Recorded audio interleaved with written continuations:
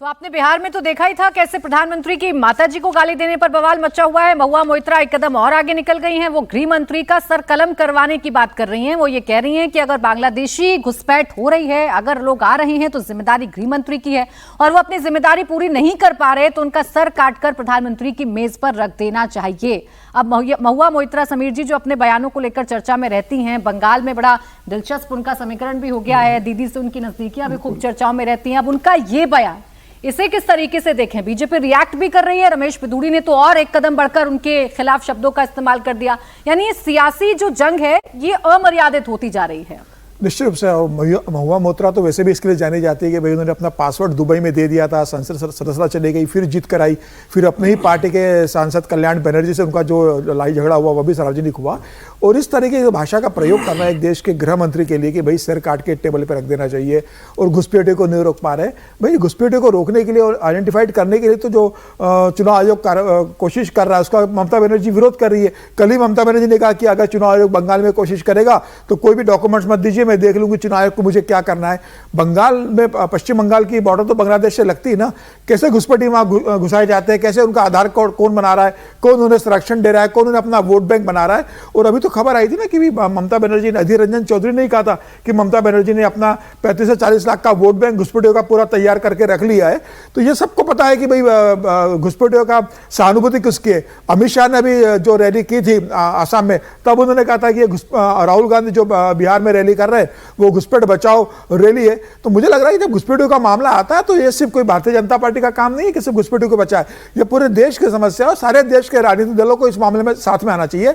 लेकिन इस तरीके से, जिस तरीके से जो बयान देने की शुरुआत हो चुकी है, पहले छोटे स्तर पर स्थानीय कार्यकर्ता देते थे, अब पार्टी के मंत्री देते हैं, पार्टी के राष्ट्रीय अध्यक्ष बयान देते हैं, पार्टी के बड़े नेता सांसद इस तरीके से बयान देंगे कि देश के गृह मंत्री के लिए, प्रधानमंत्री की मां के लिए इस तरह के अपशब्दों का प्रयोग करेगा।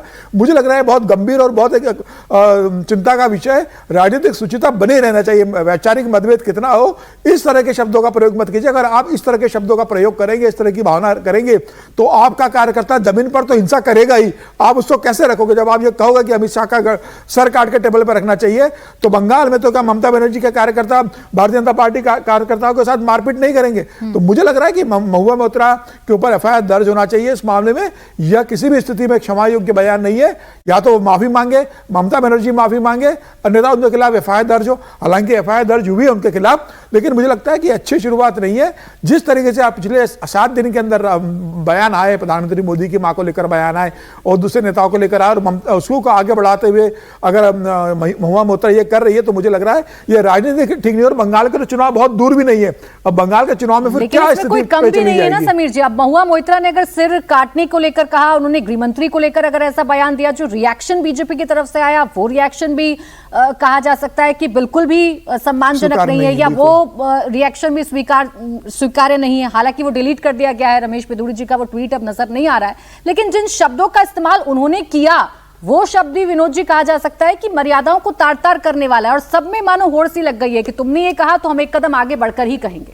यही दिक्कत है प्राची कि हमारे दाग अच्छे, तुम्हारे दाग खराब वाला जो है ना।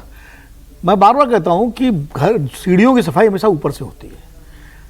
भाई रमेश पिदूड़ी जी को तो कतई हक नहीं है किसी पर टिप्पणी करने का। उनके पुराने बयान पार्लियामेंट के अंदर जो उन्होंने बोला अपने फेलो सांसद के लिए, विपक्ष के, या चुनाव के दौरान आपसी मरलेना के लिए जो बोला था कि पिताजी को लेकर के, तो वो तो खैर कम से कम न रिएक्ट करें। अच्छा, बीजेपी उनको पीछे ही रखे। और तमाम अच्छे नेता हैं भारतीय जनता पार्टी में, सुसंस्कृत, पढ़े लिखे, सभ्य शिष्टाचार वाले नेता हैं, उनको आगे आना चाहिए इस मामले में जवाब देने के लिए, बजाय कि रमेश पिदूड़ी जी या निशिकांत दुबे जी। अब निशिकांत दुबे ने कहा पटक पटक के मारूंगा राज ठाकरे के लिए। तो ये लोग अगर भाषा सिखाएंगे तो क्या मतलब है? हाँ, अच्छे दूसरे नेता हैं वो बोले, और भाजपा में से अच्छे नेताओं कमी नहीं है जो कम से कम भाषा की मर्यादा रखते हैं। सुधांशु त्रिवेदी बहुत अच्छा बोलते हैं और बहुत सारे लोग हैं, वो बोले तो अच्छी बात है।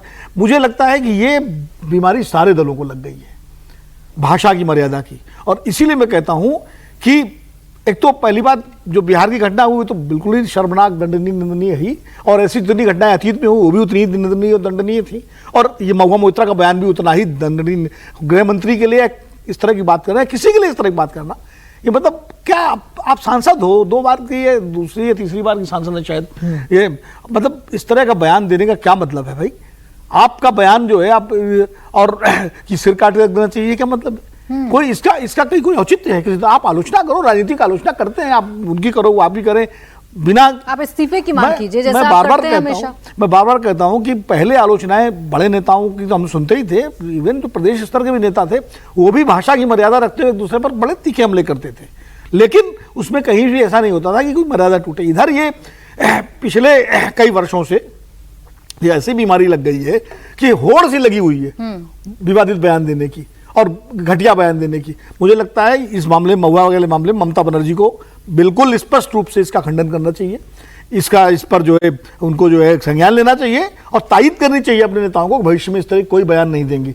और इसी तरह जो बिहार की घटना हुई है उसमें कांग्रेस को जो है, ठीक है वो व्यक्ति कांग्रेस का कार्यकर्ता वैसा घोषित पदाधिकारी नहीं था, लेकिन कम से कम एक जनरल एडवाइजरी तो इशू कर सकते हैं अपने कार्यकर्ताओं के लिए, कम से कम निंदा करें और जनरल एडवाइजरी करें। और इसी तरह बीजेपी को भी अपने प्रवक्ताओं और कार्यकर्ताओं के लिए एक एडवाइजरी इशू करनी चाहिए ताकि ट्वीट डिलीट करने की नौबत ना आए, रमेश बिधूड़ी जैसे लोगों की ट्वीट जो है। बिल्कुल। अब देखिए महुआ मोइत्रा, हर्षवर्धन जी बंगाल में इस तरीके की भाषा का इस्तेमाल कर रहे हैं, वही बंगाल जो कैसे हिंसक झड़पों के लिए जाना जाता है, कैसे वह राजनीतिक लड़ाइयां एक दूसरे की जान लेने पर आमदा हो जाती हैं, ऐसी जगह पर खड़े होकर जब महुआ मोइत्रा कहती हैं कि सिर काटकर मेज पर रख देना चाहिए, तो क्या संदेश आप अपने लोगों को दे रहे हैं, अपने समर्थकों को दे रहे हैं? उकसा रहे हैं क्या?